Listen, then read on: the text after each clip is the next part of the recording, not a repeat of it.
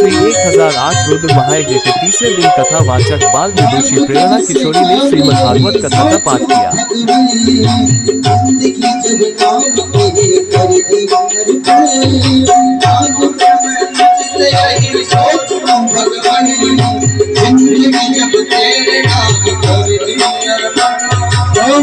तुझसे क्या मेरी सोच जिंदगी जब काम पे कर दी अर्पण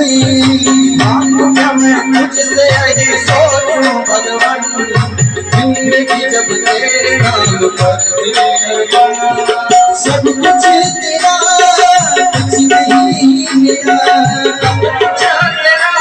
कुछ नहीं मेरा सब कुछ तेरा कुछ नहीं मेरा कुछ तेरा कुछ नहीं मेरा है चिंता है तुझको प्रभु संसार की हमसे बसा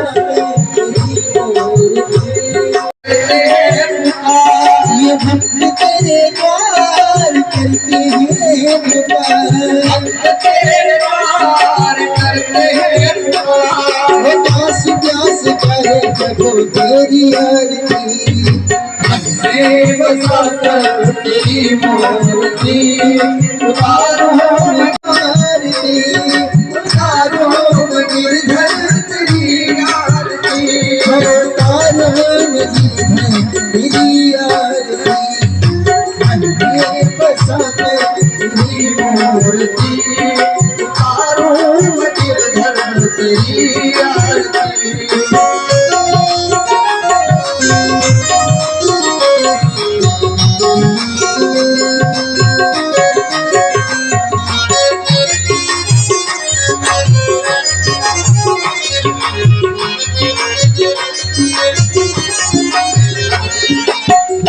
तेरी महिमा में अंत कभी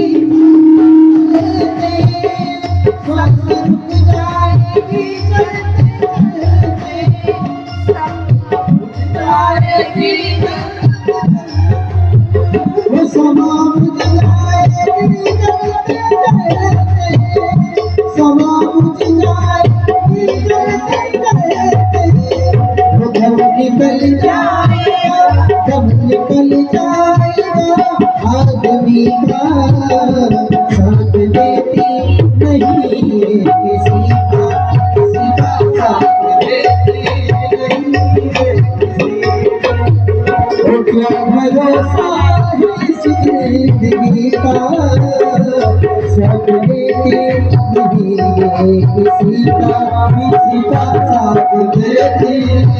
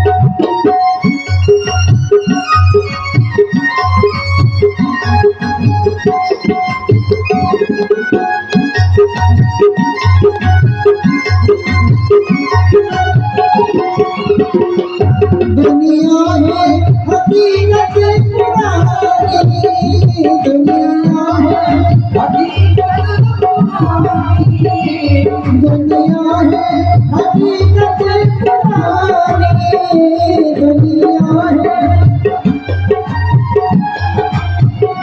चलते रुकना है इसकी रवानी चलते रुकना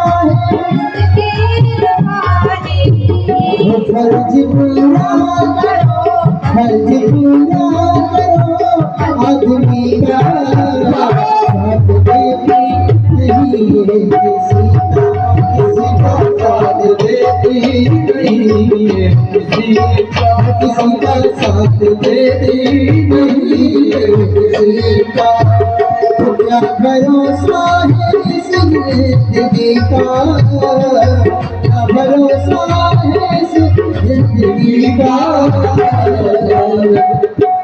साथ देती नहीं किसी का, साथ देती नहीं किसी का साथ देती नहीं किसी का, साथ देती नहीं किसी का। वृंदावन में हरि लाल की शिराधु। आज भक्त का और भगवान का मिलन हो रहा है। सन्मुख गोविंद है और पितामह बाणों की सैया पर लेटे हुए गोविंद से कहते हैं, प्रभु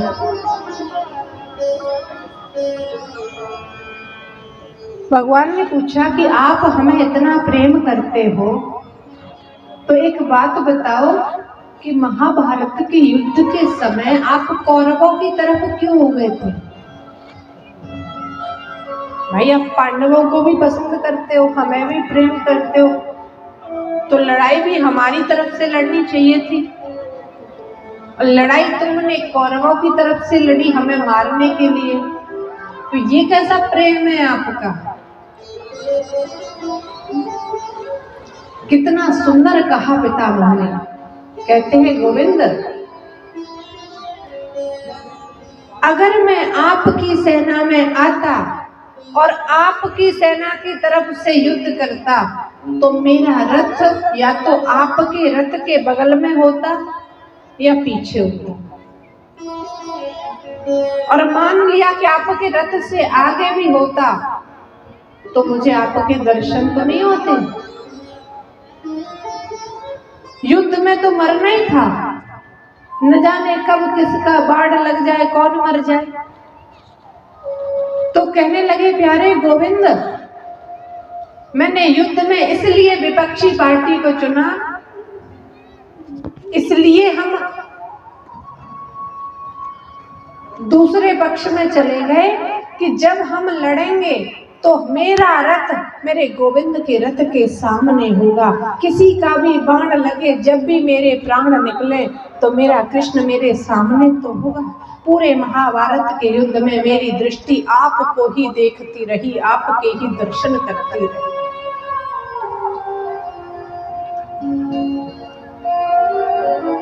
बोले, मैं मरूं तो आप मेरे सन्मुख हो, आप मेरे सामने हो, इसलिए मैं कौरवों की सेना में शामिल हुआ कि आमने सामने रहेंगे तो गोविंद के दीदार होते रहे।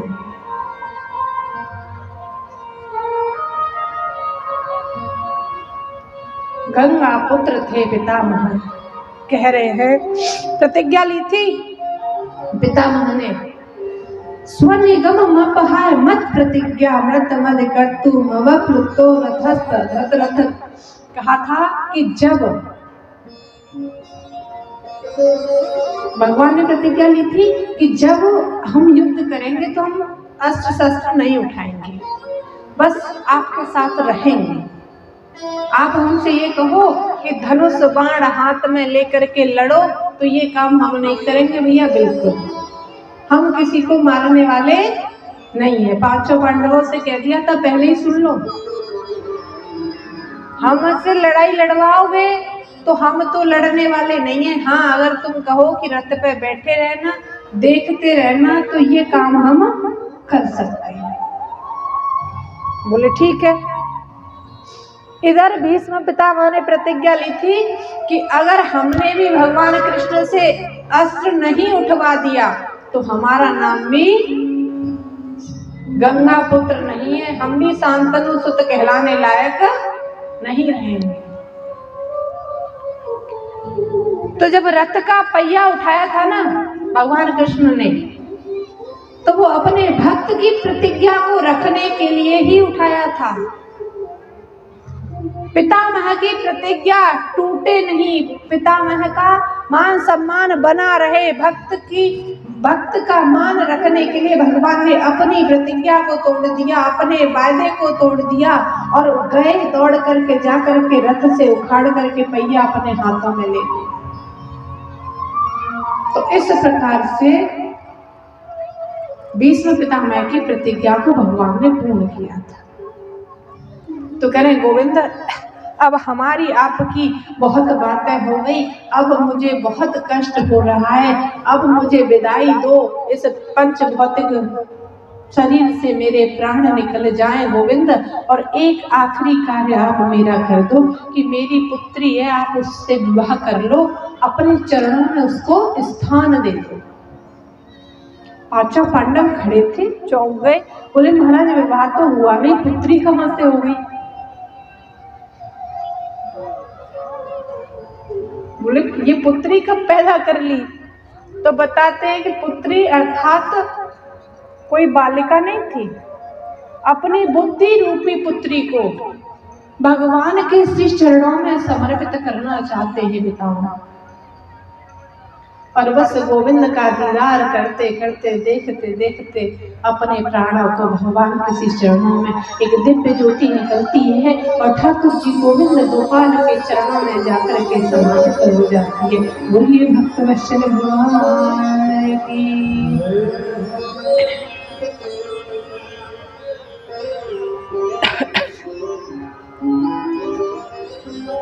भगवान ने सदैव भक्तों की रक्षा, भक्तों की लीला, भक्तों का मान सम्मान रखने के लिए सारे कार्य किए थे।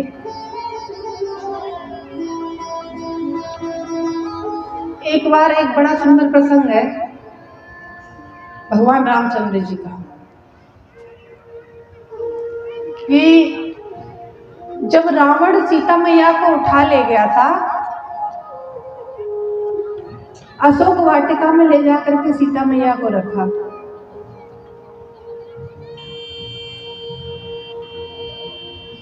तो जैसे तैसे सेतु पुल बना करके ये पहुंच तो गए। इन्होंने कहा कि अब युद्ध कैसे किया जाए? बोले युद्ध करने के लिए पहले यज्ञ कराया जाए।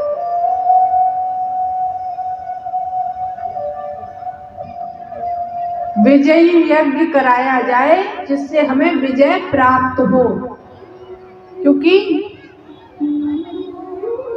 रावण इतना बड़ा योद्धा जिसके 10 सर दशानन, 10 सर का मतलब ये नहीं होता कि उसके 10 सर लगे हुए थे, 1 2 3 4 5, नहीं, ये दूसरी दृष्टि हो गई देखने की कि 10 सर थे। 10 सर का मतलब होता है कि 10 महापुरुषों जैसी विवेक, जैसे एक सर से एक दिमाग से जितना सोच सकता है उसका 10 गुना, वो 10 गुना सोचता था, 10 गुना करता था, 10 गुना देखता था, हर चीज और सबके प्रति उसके अंदर 10 गुनी थी।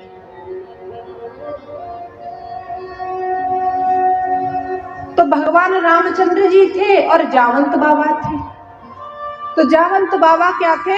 पूरा कारवार सब कुछ जावंत बाबा देखते थे, क्या करना है, किसको बुलाना है, कहाँ जाना है, क्या होना है, सारी व्यवस्था।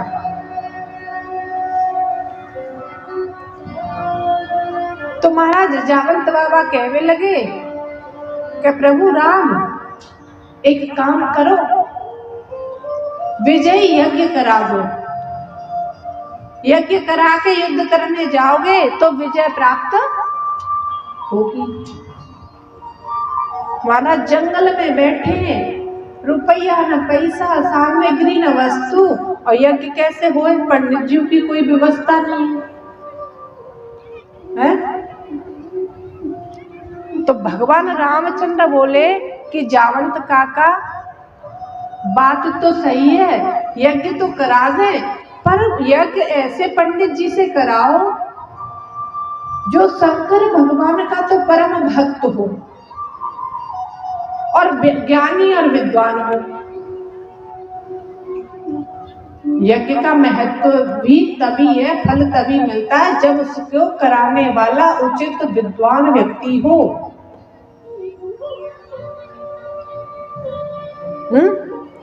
और उल्टे सीधे किसी से करा लिया तो महाराज अगर पता चले फल नहीं मिलेगा, पराजय हो गए तो और आफत है। सीता मैया तो पहले से बंदी बनी, हम लोग और बना लिए जाएंगे। क्या किया जाए? बोले ऐसा कौन है? बोले ऐसा तो पूरे संसार में एक ही व्यक्ति है। बोले कौन? कि रावण। बड़ा सुंदर प्रसंग है। अब महाराज रावण से तो युद्ध करना है और रावण से ही रावण पे विजय प्राप्त करने के लिए यज्ञ करवाना है। क्या कीजिए?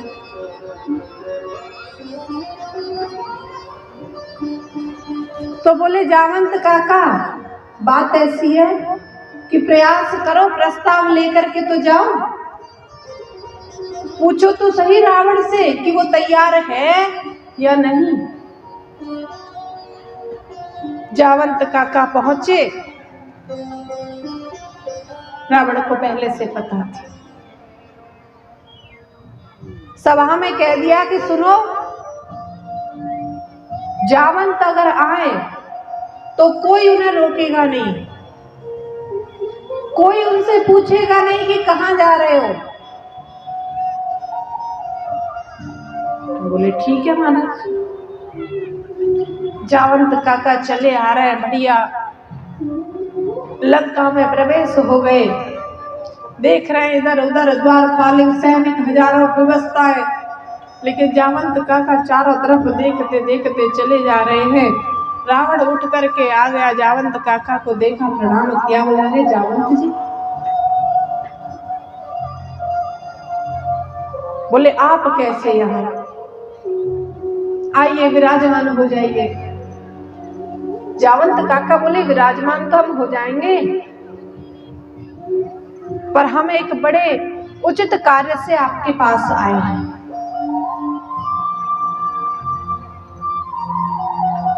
रावण बोला क्या मैं अगर सही हूं तो आप किसी हवन यज्ञ करवाने के उद्देश्य से आए हो? अगर मैं सही हूं तो आप मुझसे कोई हवन यज्ञ करवाना चाहते हो मेरे द्वारा? जावंत काका बोला हाँ,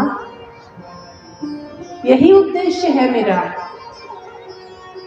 बोले तो फिर वो यज्ञ शायद वनवासी राम और लक्ष्मण का है। बोले हाँ।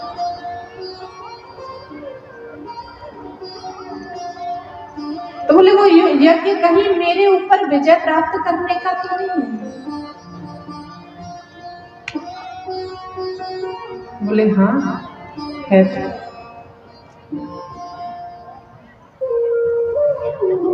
जावंत काका को लगा कि अब शायद ये यज्ञ नहीं करेगा, आचार्य बनकर के नहीं आएगा।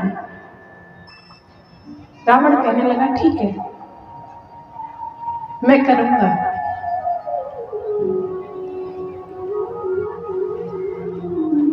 मैं करूंगा, कह देना अपने वनवासी से कि मैं उसका यज्ञ कराने आचार्य बनकर के आऊंगा।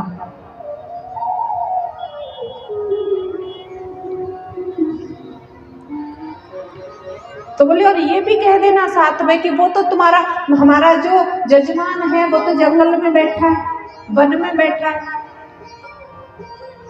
उसके पास तो कोई व्यवस्था नहीं है, तो वो परेशान न हो, यज्ञ की व्यवस्था सामग्री सब मैं खुद लेकर के आऊंगा। जावंत काका ने प्रणाम किया और बस आचार्य जी को निमंत्रण नियुक्त कर दिया, निमंत्रण दिया और पहुंच गए।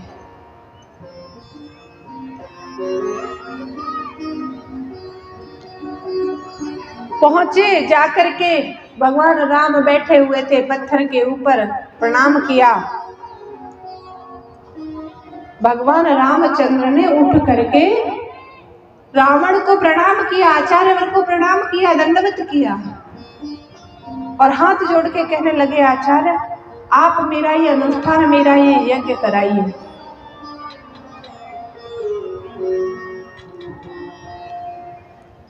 हवन कुंड बनवाया गया, वेदियां बनी, बढ़िया व्यवस्था लगी, सब बैठ गए, क्योंकि रावण सामग्री लेकर के आया था।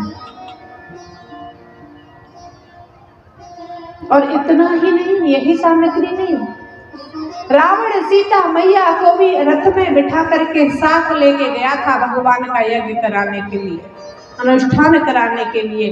और सीता मैया से कह दिया था देवी मेरा कर्तव्य है कि मेरे यजमान के पास सामग्री नहीं है तो लेके जाऊं। मैं जानता हूं कि विवाह उपरांत बिना पत्नी के पूजा स्वीकार नहीं मानी जाती, लगती नहीं है, इसलिए तुम्हें उनके साथ यज्ञ में बैठना पड़ेगा। मैं तुम्हें लेकर के जा रहा हूं और जैसे यज्ञ हो उसके बाद आप आकर के रथ में बैठ जाओ।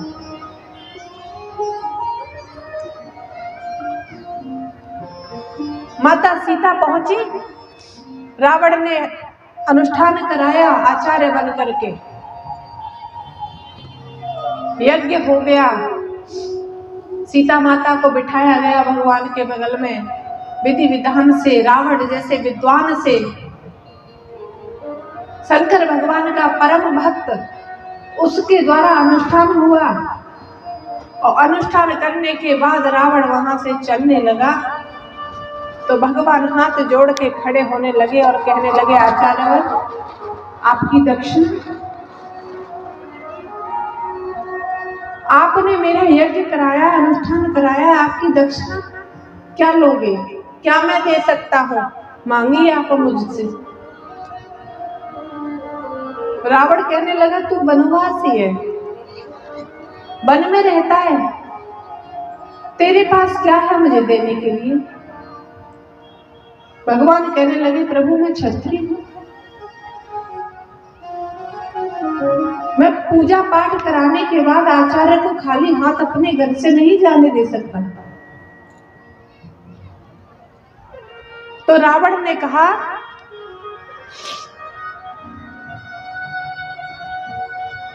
कि ठीक है, जब समय आएगा तो मैं आपसे एक वचन दो कि जब समय आएगा मैं आपसे वरदान मांग लूंगा।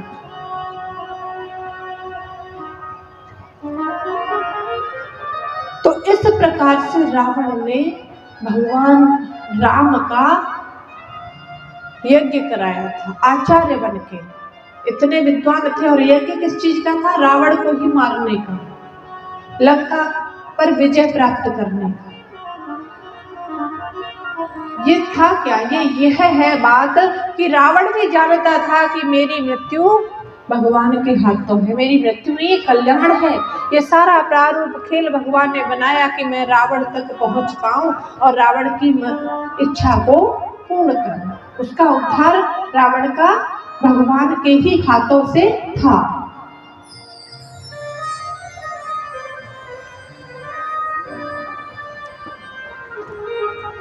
तो भगवान और भक्त का बड़ा विचित्र संयोग होता है। अगर आपके अंदर भक्ति है तो सबसे घनिष्ठ रिश्ता, सबसे घनिष्ठ संबंध, अथाह प्रेम, सारी चीजें एक भक्त और भगवान के बीच में ही पाई गई। सांसारिक जितने भी रिश्ते भगवान के प्रेम के सामने बहुत फीके पड़ जाते हैं। तेरे संग में रहेंगे ओ मोहना,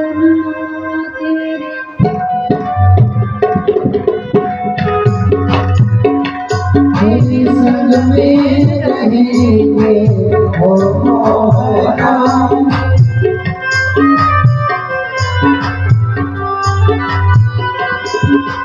ओ मोहना, ओ सोहना, ओ मोहना, ओ सोहना, तेरे संग में रहेंगे ओ मोहना, तेरे संग में रहेंगे ओ मोहना।